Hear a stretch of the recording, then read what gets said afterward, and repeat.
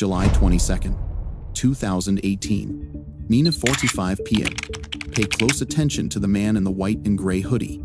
Security cameras capture him stepping off the train at MacArthur Station. Pulling down his hood, removing his sunglasses, he glances around the busy platform, then reaches down into his pant leg. He pulls something out, something metallic, and quickly conceals it beneath his sweatshirt. Nobody notices.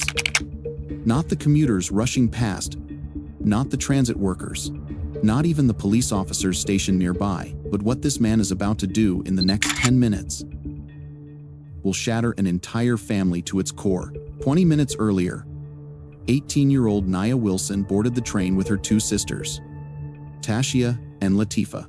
They were heading home after celebrating their aunt's life, a bittersweet gathering for a woman battling terminal illness. The three young women laughed together, making plans for the week ahead. Nia had just graduated high school. Her whole life stretched before her like an open road. Security footage shows the man in the hoodie following them onto the platform. He sits nearby, watches them through dark sunglasses, studies them. For multiple stops, he doesn't move, doesn't speak, just watches. If you think this is just another commuter on public transit, we think again. The Wilson sisters had no reason to worry that night. The celebration at their Aunt Teresa's home had been emotional, but beautiful family gathered to share stories, laughter, and love while they still could. Around 9 p.m., Nia, Latifa, and Tashia arrived at the Concord BART station to begin their journey home to Oakland. Bay Area Rapid Transit BART is the lifeblood of the region, carrying hundreds of thousands of passengers every single day. To the sisters, this was just another train ride. They'd made this trip countless times, but from the moment they stepped onto that escalator, caught on camera, they were being hunted. The man in the hoodie, later identified as 27-year-old John Lee Cowell, spotted the three young African-American women immediately. Surveillance footage captured every calculated move. He pulled on his hoodie, grabbed his backpack, followed them onto the platform. For 15 long minutes, he waited with them, keeping them in his peripheral vision. Planning, when the train arrived, he boarded right behind them, found a seat nearby, and for stop after stop, he watched them behind those sunglasses. The sisters had no idea they were being stalked.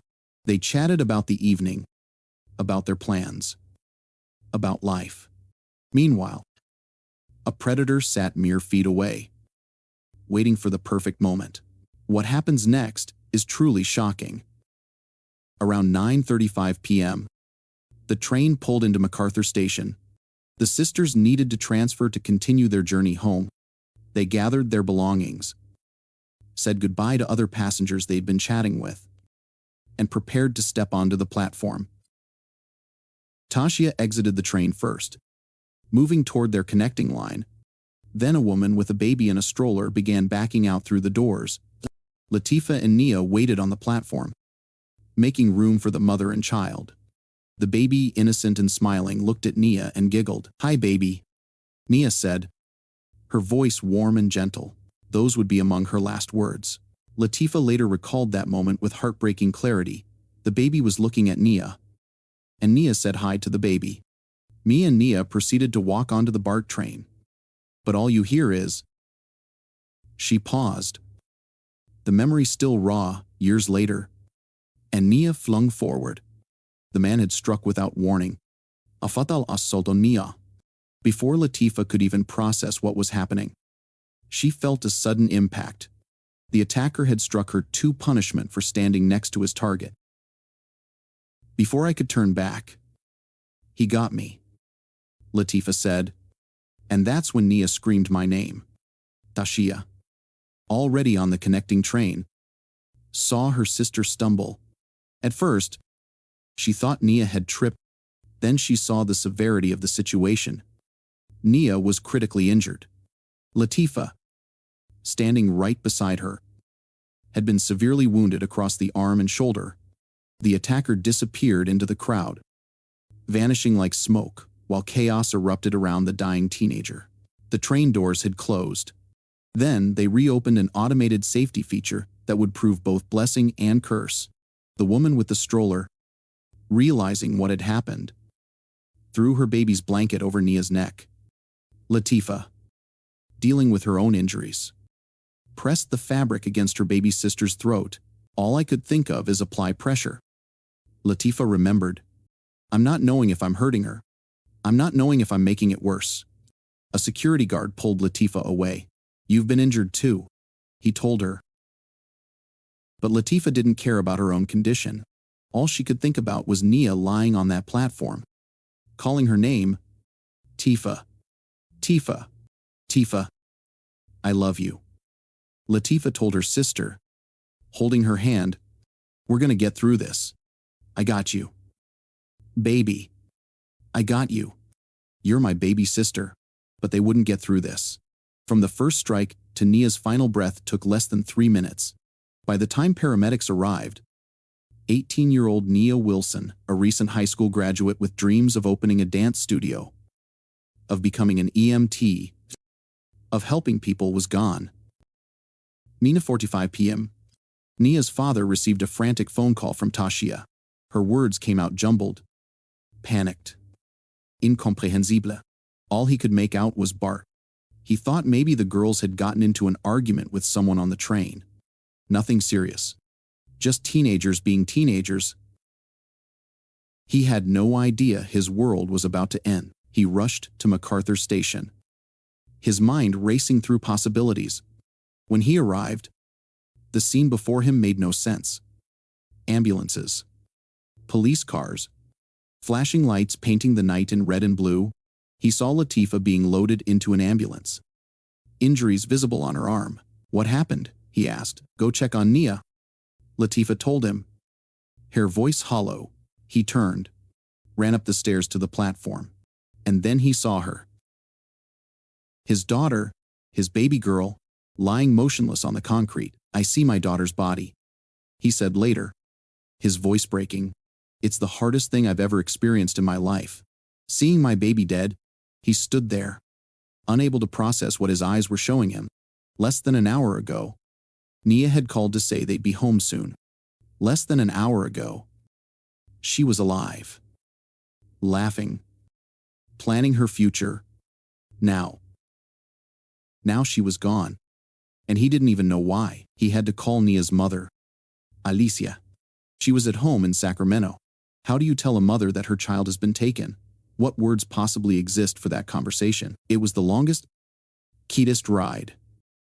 Alicia said later, I kept waiting for them to call back and say she's okay. But that call never came. While Nia's family tried to comprehend their loss, while Latifa fought for her life in surgery, police were reviewing security footage. What they found was chilling. The man in the hoodie captured on camera following the sisters, sitting near them, watching them, had made one crucial mistake during his escape. After fleeing the scene, he'd run to a nearby parking structure. There, thinking he was away from cameras, he ditched his backpack before heading to a bus stop. Surveillance caught it all. Police recovered that backpack within hours. Inside were personal items that immediately identified the killer, 27-year-old John Lee Cowell. When investigators pulled his record, the real outrage began. Cowell was a convicted felon, out on parole. He had prior convictions for assault with a deadly weapon and armed robbery. This was a violent criminal who had already proven he was a danger to society, and the system had released him anyway. How does a man with this history end up free to stalk and target an innocent teenager? Where was his parole officer? Where were the safeguards meant to protect the public from violent offenders? These questions would haunt Nia's family and an entire community for years to come. He is a violent felon who is currently on parole, police announced at a press conference. And we currently have an active arrest warrant for his arrest for the murder of Nia. But finding him would take time during which Nia's killer walked free, time during which her family wondered if justice would ever be served. At Highland Hospital, Latifa woke from surgery to find her family gathered around her bed. Her brother was there, her father, but when she asked for Nia, they hesitated. "Where's Nia?" she demanded. The silence told her everything. When her father finally spoke the words, "She didn't make it," Latifah tried to get out of the hospital bed. "Don't get up. Don't get up," her brother pleaded, holding her down. The physical wounds would heal.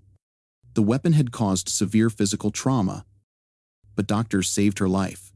The emotional wounds, though, those cut far deeper than any blade. "I still feel that guilt of, I couldn't save her," Latifah said years later, tears streaming down her face. "She was just yelling my name. Tifa. Tifa. Tifa." Survivor's guilt is a special kind of torture. Latifah had been standing right next to Nia. She'd pressed the blanket against her sister's neck, desperately trying to stop the bleeding. She'd told Nia they'd get through this together, but they didn't get through it together. Nia died while Latifah lived, and no amount of therapy, meditation, or time would ever fully erase the weight of that reality. "What did you say to her in those final moments?" an interviewer asked. "I love her," Latifah whispered. "And we're gonna get through this." "And I said I got you. Baby. I got you. You're my baby sister." Those were the last words Nia heard. Words of love from her sister. Words that promised a future that would never come. Nearly 12 hours after the attack, police finally released Cowell's photo and information to the public. 12 hours. For a violent felon with a history of assault who had just taken a teenager's life. The delay infuriated Nia's family and the broader Oakland community. Why did it take so long? What if he attacked someone else during those 12 hours? What if he escaped? "When I tell you all my brothers, sisters, cousins, everybody was looking for him," Latifah said. News of Nia's murder spread like wildfire across social media. Posts used the hashtag #SayHerName, originally created to bring awareness to Black women and girls who were victims of police brutality. The movement had grown to encompass all victims of anti-Black violence, and Nia's story resonated deeply. Around 1,000 people gathered at MacArthur Station for a vigil. They demanded justice. They honored Nia's memory. They refused to let her story be forgotten. And then, during that very vigil, police got the break they needed. An anonymous caller reported seeing a man matching Cowell's description on a BART train, headed directly toward MacArthur Station. Toward the vigil. Toward the scene of his crime. Was he planning to attack again? Was he coming back to gloat? Nobody knew. But police weren't taking chances. Officers stationed themselves at MacArthur, waiting for the train. When it arrived, they searched every car. Nothing. He'd somehow slipped past them. But at Pleasant Hill Station, about 20 minutes away, other officers boarded the train, and there, standing right in the doorway, as if he had nothing to hide, was John Lee Cowell. Body camera footage shows the arrest. "How you doing today?" an officer asks casually. "Good," Cowell replies. "Calm as can be." "What's your name?" "Sia." John Cowell. He doesn't run. Doesn't fight. Just lets them arrest him without incident. Less than 24 hours after he took Nia Wilson's life and nearly ended Latifah's, the manhunt was over, but the fight for justice was just beginning. In February 2020, John Lee Cowell went on trial for murder. His defense? Not guilty by reason of insanity. Cowell had a documented history of mental illness. His attorneys argued he couldn't be held responsible for his actions because he didn't understand what he was doing. When he testified, he leaned hard into this defense, claiming he believed the Wilson sisters were aliens who had kidnapped his grandmother. He just made a mockery out of it, Latifah said with disgust. The things he was talking about up there because he wanted to feign insanity. District Attorney Butch Ford wasn't buying it. When he attempted to play surveillance video showing Cowell's calculated stalking and escape, Cowell erupted. He started screaming, yelling, cussing at me. Ford recalled, telling me that I knew he was innocent and simply disrupting the court. Even after the judge repeatedly warned him to stop, Cowell continued his rant. Eventually, he was removed from the courtroom entirely. But his performance didn't help his case. It exposed the calculated nature of his supposed insanity. Prosecutors had uncovered something damning. recorded phone calls Cowell made while in custody. In those calls, he admitted to stopping his psychiatric medication deliberately so he could appear more unstable when the trial started. "I think it was an absolute show," Ford said flatly. The surveillance footage told the real story. Cowell had targeted the sisters specifically. He'd waited and watched. He'd planned his attack and his escape, even bringing a change of clothes. He'd hidden the weapon in his pant leg before boarding the train. After the assault, he'd ditched his backpack in a parking structure and calmly walked to a bus stop. These weren't the actions of someone who didn't know right from wrong. These were the actions of a predator who knew exactly what he was doing. The prosecution also considered hate crime charges. Security footage showed Cowell ignored numerous other passengers, including other women, before fixating on the 3 African American sisters the moment they appeared. There were many women and people who entered the BART platform, Ford noted. He did not focus on any of them. As soon as he saw 3 young African American women, he fixated on them. While in custody, Cowell had gone out of his way to harass an African American deputy, hurling racial abuse. "There's no doubt in my mind that the assault was racially motivated," Ford stated. Latifah agreed. "You killed her because of her skin," she said. "You didn't kill her for anything else." But proving a hate crime in court is notoriously difficult. Instead, Ford recommended seeking premeditated murder with the special circumstance of lying in wait, the fact that Cowell watched and followed the sisters before attacking. If convicted, this would ensure life without parole. The family agreed. They wanted him locked away forever. The judge ruled that Cowell was sane at the time of the attack. His elaborate performance fooled no one. The jury found him guilty of first-degree murder of Nia Wilson, attempted murder of Latifah Wilson, and the special circumstance of lying in wait. John Lee Cowell was sentenced to life in prison without the possibility of parole. "He's going to spend the rest of his life in prison," Latifah said. "So I really think justice was served, and I know Nia is smiling down on her family, her sisters, her friends, all her loved ones, the community. I know she can rest in peace. But justice, when it comes, doesn't undo the damage. It doesn't bring Nia back. It doesn't erase the trauma Latifah carries every single day. It doesn't heal their father's broken heart or give their mother back the daughter she lost. It's still a shock and overwhelming."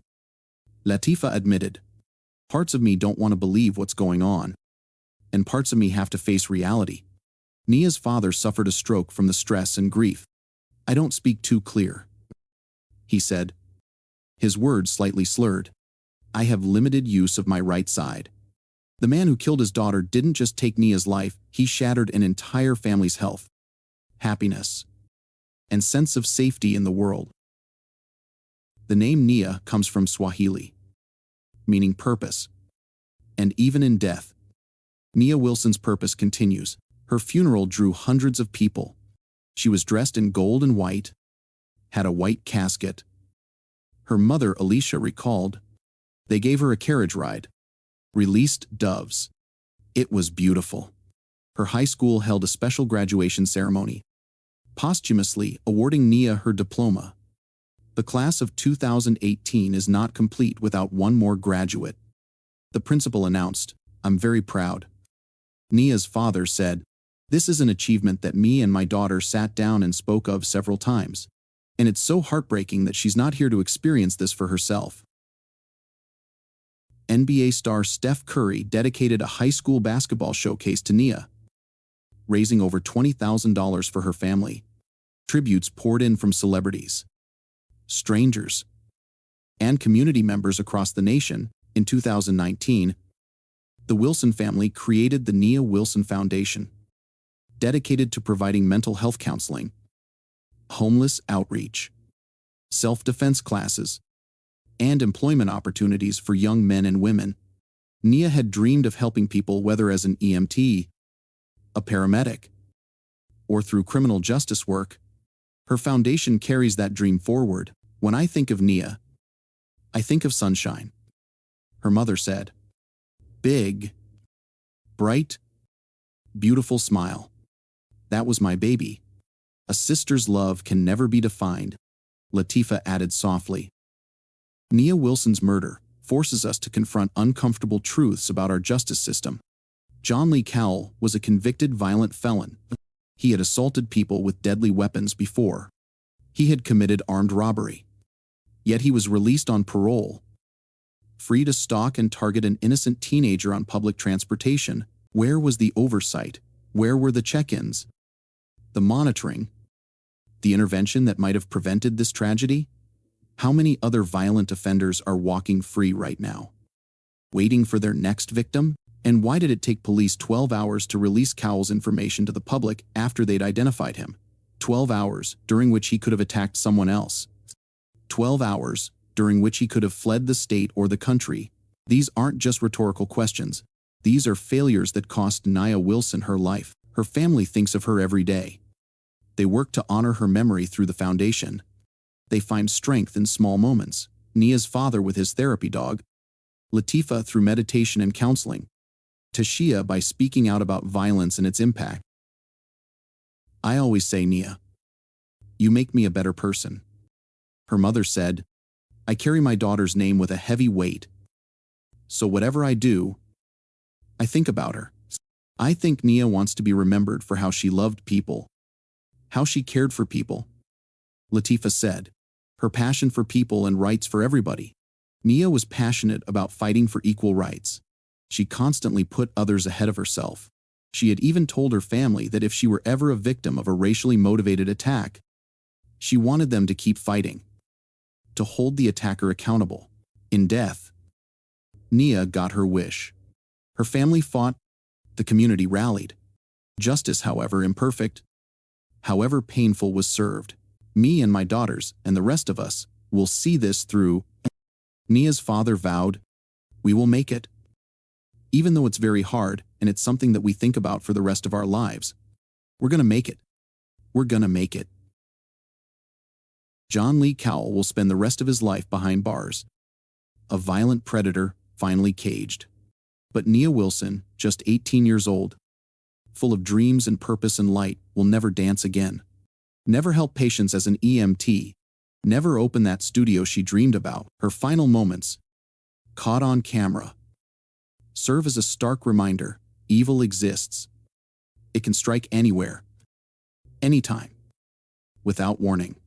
And sometimes, the systems designed to protect us fail in the most catastrophic ways possible. Remember Nia Wilson. Say her name. And demand better from a justice system that allowed her killer to walk free in the first place. Because the next victim could be someone you love,